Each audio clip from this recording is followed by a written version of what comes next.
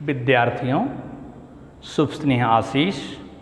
आज हम कक्षा 11th के विद्यार्थियों के लिए राजनीति विज्ञान विषय के अंतर्गत संविधान चैप्टर में संविधान क्यों और कैसे की चर्चा को आगे बढ़ाते हुए नेपाल का संविधान की चर्चा और संविधान में संतुलित रूपरेखा, इन दो बिंदुओं की चर्चा आज हम करेंगे। प्रिय छात्र छात्राओं, जैसा कि आप जानते हैं, पूर्व में हमने चर्चा किया है कि संविधान एक लिखित या अलिखित दस्तावेज है जिसके अनुसार प्रत्येक देश की व्यवस्थाएं उस नियम और कानून का पालन करते हुए संचालित होती हैं। तो जैसा कि आप जानते हैं, केवल लोकतांत्रिक तरीके से संपूर्ण विश्व की सरकारें नहीं चलती। कुछ सरकारें राजतंत्र में चलती हैं, कई जगहों पे तो सैनिक शासन की व्यवस्था करने की भी बात हो जाती है, जैसे पाकिस्तान है।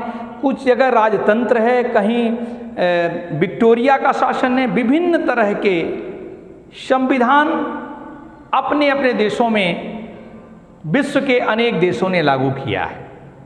लेकिन हमारा पड़ोसी देश नेपाल है, इसलिए हम नेपाल के संविधान की थोड़ी सी चर्चा कर देना चाहते हैं। नेपाल में बहुत दिनों तक राजतंत्र चला है, लेकिन वास्तव में जो नेपाल का संविधान बनाया गया, जिसके आधार पर राजतंत्र को लाया गया, उसमें कई बार संविधान बनाए गए। वह एक जटिल प्रक्रियाओं के रूप में कार्य किया। नेपाल का संविधान ऐसा नहीं है कि भारत के संविधान के तरह से एक बार संविधान का निर्माण हुआ, लोगों की अपनी उसमें विश्वसनीयता रखी और विश्वास रखते हुए 26 जनवरी 1950 को लागू हुआ संविधान आज भी इस देश में इस वर्ष अर्थात 2020 तक केवल उसमें आवश्यकताओं के अनुसार परिवर्तन किए गए हैं, लेकिन संविधान एक रूप में ही चलता चला आया। लेकिन आपके पड़ोसी देश नेपाल की बात करूं तो उसमें कई बार संविधान बदले गए। जैसे नेपाल के संविधान पहले बना 1948 में, फिर लोगों को विश्वसनीयता नहीं हुई संविधान के बारे में। 1948 में बने हुए संविधान में बहुत सारे लोगों को असंतुष्ट कर दिया। लोगों को लगा कि जो लोग इसमें बनाए हैं वो अपने स्वार्थ के रूप में बनाए हैं, या अन्य बातें जब सामने आने लगी तो फिर बना 3 वर्ष बाद पुनः वहाँ का संविधान बना 1951 में। पुनः वही परिस्थिति हुई, और जो परिस्थिति उत्पन्न हुई उससे पुनः लोगों में असंतोष आ गया।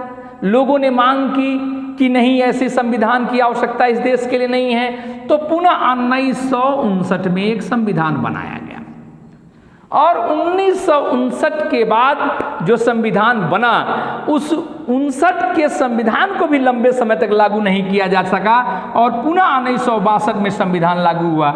इसके बाद लंबे समय तक 1962 के संविधान का पालन करते हुए देश की व्यवस्था को संचालित किया गया। लेकिन वहाँ भी लोकतंत्र को अप्लाई नहीं किया गया, वहाँ राजशाही शासन चलता रहा। उनके द्वारा बहुदलीय व्यवस्था की स्थापना हुई, लेकिन कब हुई? इनके बाद 1962 में के बाद 1990 में एक संविधान बना, और इस संविधान में बहुदलीय व्यवस्था को अपनाने की बात की गई। अर्थात 62 से 90 तक संविधान को लोगों ने माना, लेकिन उसमें जो नियम थे वह ऐसा नहीं कि लोकतांत्रिक थे, वो राजतंत्र के रूप में चल रहे थे। 1990 के बाद जो बहुदलीय व्यवस्था को संभाला गया, तो संविधान के बाद बहुत सारे लोगों के अलग अलग निर्णय थे। नेपाली क्रांति की सेना थी, वह लोगों को आपसी जनमत के हिसाब से चाहती थी कि वहाँ लोकतांत्रिक सरकारें चुनी जाएं। वहाँ का राजा जो राजशाही सत्ता सुख को भोगता था, राजा चूँकि अपनी व्यवस्थाओं को लागू कर देता था, वही नियम कानून लागू हो जाते थे। वह बहुत सारी संस्थाओं को अपने हित में रखा था, और बहुदलीय व्यवस्था के बाद भी राजतंत्र को पूर्णतः समाप्त नहीं किया गया। अर्थात बहुदलीय व्यवस्था हुई, लेकिन बहुदलीय व्यवस्था के बाद चुनी जाने वाली जो सरकारें थीं, वो सरकारें कुछ विभिन्न बिंदुओं पर ही सार्थक अपना प्रयास कर सकती थी। लेकिन क्या इस सार्थक प्रयास के बाद उनको लोकतांत्रिक तरीके से व्यवस्था हो गई। नहीं, ऐसा नहीं है। संविधान में राजशाही और नरेश का जो अपना विवाद था वो लगातार बढ़ता गया और बढ़ते बढ़ते 1990 से लेके 2002 के बीच नया संविधान लाया गया और 2002 में जो नरेश थे वहाँ समस्त सत्ताओं को, समस्त कार्यों को अपने अधीन मान लिया। अर्थात ये बहुदलीय व्यवस्था जो लागू की गई 1909 में, उस संविधान के द्वारा 2002 में पुनः उस नरेश की प्रथा ने वहाँ के समस्त नियम कानून और जितनी भी व्यवस्थाएं संचालित थीं उस पर अपना प्रभाव जमाते हुए इस कार्रवाई को स्टार्ट किया। फिर ये लगातार राजतंत्र चलता रहा।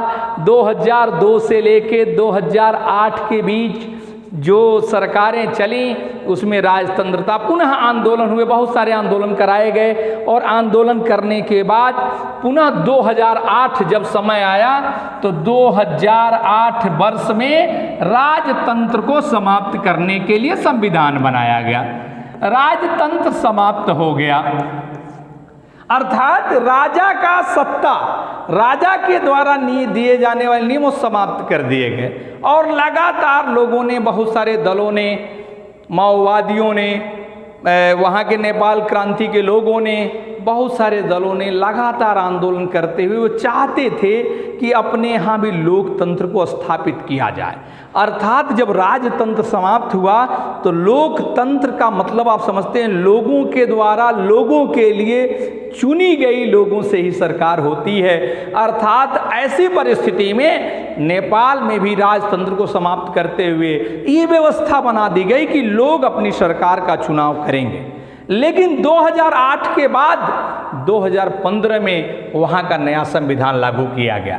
अर्थात 2015 में नया संविधान लगा, कहाँ का? नेपाल का, और वहाँ से ये व्यवस्था संचालित हो रही है। आज भी नेपाल विभिन्न संकटों के दौर में चलता है। उसका कारण है कि आज भी जो संविधान चल रहा है उससे सबकी सहमति नहीं है। अलग अलग माओवादियों की अलग इच्छा है, अन्य जो चुने जाने वाली सरकारें हैं उनकी इच्छाएं अलग हैं। इस प्रकार से आज भी ये बात हम कह सकते हैं कि नेपाल में जो संविधान है वो विभिन्न जटिल प्रक्रियाओं को लेकर बना था।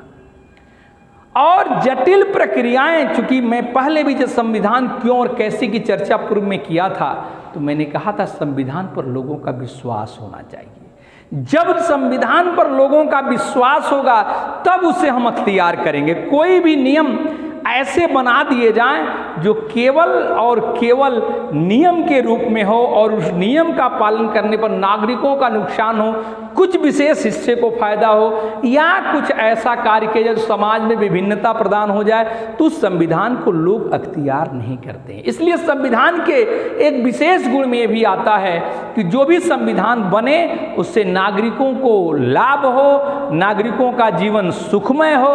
ऐसी परिस्थितियों में संविधान होना चाहिए। यदि ऐसा नहीं होगा तो लगातार संविधान बदलने की मांग होती रहेगी और संविधान बदलना पड़ेगा। ऐसी यही स्थिति आपके नेपाल में रही है, जो आपके बगल का देश है। आज वहाँ लोकतांत्रिक तरीके से सरकार जो चुनी जाती है उसका कार्यकाल चलता है, लेकिन अभी भी मुझे लगता है कि लगातार उठापटक की स्थिति नेपाल जैसे देश में बनी हुई है। उसका कारण ये लगातार जटिल परिस्थिति से बनने वाले संविधान के कारण हुआ और इन संविधानों में अलग अलग परिवर्तन किए गए। स्वाभाविक है, पहले जो संविधान बना उसमें पूर्णतः लोगों को संतुष्टि नहीं मिली, नागरिकों को अच्छे लाभ नहीं दिए जैसे, तो दूसरे में बना, दूसरे में नहीं हुआ तो तीसरे में, ऐसे इस तरह से जटिल प्रक्रियाओं के द्वारा आज ये नेपाल का संविधान आज 2015 के बाद अपने संविधान को लागू करके इस देश में लोकतांत्रिक तरीके से चुनी गई सरकारों के द्वारा संचालित होता है। दूसरा बिंदु मैं बात करूं, संविधान में संतुलित रूपरेखा। संतुलन का मतलब क्या है? संतुलन का मतलब है सामंजस्य स्थापित करना। प्रकृति संतुलन उत्पन्न करती है, असंतुलित होने पर लोगों को नुकसान होता है। संतुलन इसलिए स्थापित करती है कि किसी एक व्यक्ति को इतना प्रभावी न बना दिया जाए कि अपने मनमाना कार्य को करता रहे। इसका सेंस ये है कि संविधान द्वारा बनाए गए नियम किसी एक व्यक्ति, किसी एक संस्था या किसी एक समूह पर ऐसा नहीं किया गया कि उसी पर डिपेंडेंट हो जाए वो समूह, संस्था या कोई व्यक्ति जो चाहे कर ले। उसको भी बांड किया गया है और उसको बांड करने में जैसे भारतीय संविधान की चर्चा करें तो आप देखिए निर्वाचन आयोग अलग भूमिका में लोकतांत्रिक चुनाव कराता है, जहां चाहता है जिस रूप में चाहता है चुनाव कराता है।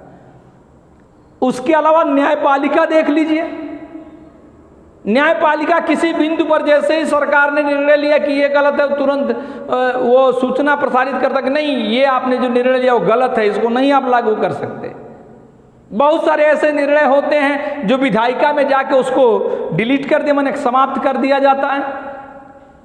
कार्यपालिका किस नियम का पालन करती है? मेरे कहने का सेंस ये है कि संविधान निर्माताओं ने संविधान के प्रति अपनी आस्था व्यक्त करते हुए इस बात का निर्णय किया कि एक किसी व्यक्ति को संविधान पर हावी होने न दिया जाए, बल्कि एक संतुलन स्थापित किया जाए। लोकतांत्रिक तरीके से जो सरकार चुनी निर्वाचन आयोग के अधीन रहेगी। आपके जो कार्यपालिका के लोग चुने जाते हैं, न्यायपालिका के जो लोग चुने जाते हैं, उसका एक अलग से नियम बनाया गया। वैसे तो वर्तमान परिस्थितियों में आप ये देखेंगे कि न्यायपालिका भी किसी न किसी तरह से प्रभावित हो जाती है। वर्तमान में न्यायपालिका को प्रभावित होने का सबसे बड़ा जो एक खराब वर्क माना गया उसमें क्या थे? सुप्रीम कोर्ट के जज, मुख्य न्यायाधीश गोगोई जो असम के रहने वाले थे, उनको राज्यसभा में सदस्य बनना पड़ा। निश्चित तौर से उन्होंने ही राम जन्मभूमि का निर्णय दिया था। यह लोगों के मन में ऑटोमेटिक ये बात आ रही है कि जो संविधान सर्वोच्च न्यायालय के अधीन, सर्वोच्च न्यायालय उसके अधीन है और सर्वोच्च न्यायालय कार्यपालिका और विधायिका के द्वारा किए गए कार्यों पर अंकुश लगाने का कार्य करती है, उससे भी उच्च स्थान पर मानी गई है सर्वोच्च न्यायपालिका। उस न्यायपालिका का मुख्य न्यायाधीश पुनः इस कार्यपालिका और विधायिका में आने का क्यों प्रयत्न करता है? निश्चित तौर से यह इस बात का द्योतक है कि कहीं न कहीं लोगों का अविश्वास बढ़ता जा रहा है। इसलिए क्योंकि जो सामाजिक निर्णय हैं, सामाजिक जो व्यवस्थाएं हैं, बहुत सारे निर्णय गोगोई ने किया, लेकिन राज्यसभा में आने के बाद ये माना जाना रहा कि उनका झुकाव एक विशेष पार्टी के तरफ था और वो विशेष पार्टी के नाते वो राज्यसभा के सदस्य के रूप में। फिर भी जो संविधान निर्माताओं की सोच थी, उस सोच को विभिन्न रूपों में विभाजित किया गया और उस विभाजन के बाद ही पूरा एक के किसी बिखर जाने पर, चाहे एक का एक अच्छा निर्णय न लेने पर दूसरी जो संस्था है उसको रोकने का कार्य करती है। उसमें विधायिका, कार्यपालिका, न्यायपालिका, ऐसे विभिन्न संस्थाएं बनाई गई जो एक दूसरे के नागरिकों के सुखमय जीवन न होने, किसी नागरिकों पर कोई विशेष दुष्प्रभाव होने पर उसके रोकने की बात कही जाती है। आज के क्लास में इतना ही। अगले क्लास में हम भारत के संविधान कैसे बना इसकी चर्चा करेंगे। धन्यवाद।